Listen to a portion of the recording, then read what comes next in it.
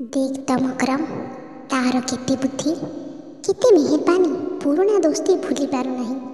काली आसी जेमिति कटकरे गोड़ देइछि मते डाकी पकाइछि। मु तो ताकू देखि निधि पाई गली आ से तो आनंद रे हसी हसी ढଳି पड़िला। मु बिछणा रे बसिछि कि नहीं लागिला माल धूम सब ठीक ठाक साजिला करी रखिछि। टिपा गंजेई मद तो हुक्का मेरू सबू ठीक। आग फिटिला माल बोतल आस्कार नुह असली बिलाती नंबर 1। तू जी ग्लास टाणी दिंतु देखु मजा। आम दी जन सांगे सांगे बोतल खाली करदेलु। खालीर तुछार टोपाए पानी नहीं। तो सांताणी रोज निज हाथे तैयारी करे पूरी सरभजा खीरी आरे छी सेगुड़ाक कौन मनीष खाए सेगुड़ाक तो बिराड़ी खाए। से जे करिथिला लुणिया बुट भजा सुकुआ पोड़ा माल सांग को मजे पेटे मारी देली तीन जेदा।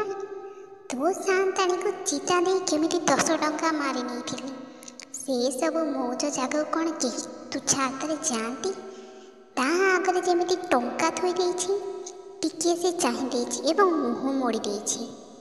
मु होशियार मनीषटा तो सांताणी परी कौन हेंडा होइछि एवं मु मने मने बुझी पारिछि तार पसंद हेलानी। केमिति बा पसंद हेबो? दिन राति रे से जदि मुजुरा कले 100 टंका पाए। मु कहि आछि 100 टंका देबी। से हसी हसी कहला टंका कौन हेबो बाबू तुम्हें आसब तो? सत सत से कौन टंका चाहे मौज। से टंका चाहे ना तार टंका कौन हम?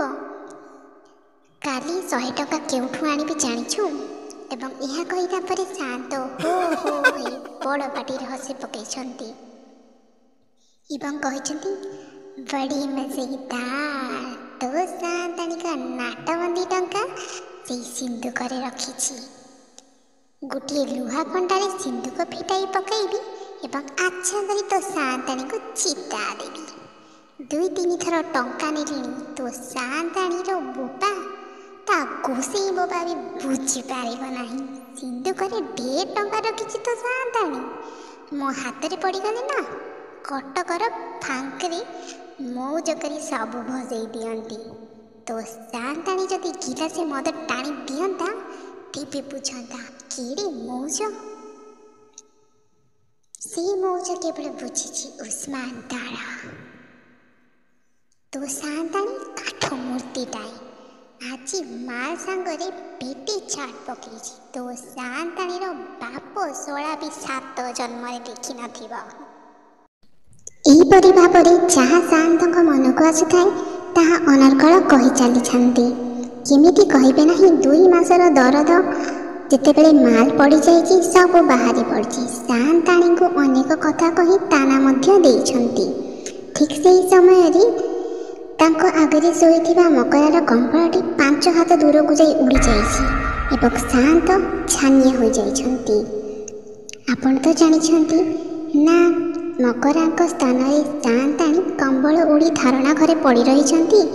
ଯେତେବେଳେ ସାଆନ୍ତ ସାଆନ୍ତାଣୀଙ୍କ ବାପା ଗୋସେଇ ବାପା ନାମକୁ ମଧ୍ୟ ଟାଣି ଆଣି ଥଟ୍ଟା ତାପରା ଏବଂ ତଞ୍ଚ କଷିଛନ୍ତି ସେହି ସମୟରେ ସାଆନ୍ତାଣୀଙ୍କର କ୍ରୋଧର ସୀମା କେତେ ଦୂରକୁ ଯିବ ଏବଂ ଚନ୍ଦ୍ରମଣି ବାବୁଙ୍କର ଅବସ୍ଥା କ'ଣ ହେବ ଯଦି ଆପଣ ଜାଣିବାକୁ ଚାହୁଁଛନ୍ତି ମୋ ସହିତ ଜଡ଼ିତ ରୁହନ୍ତୁ। ଆଗାମୀ ଅଧ୍ୟାୟ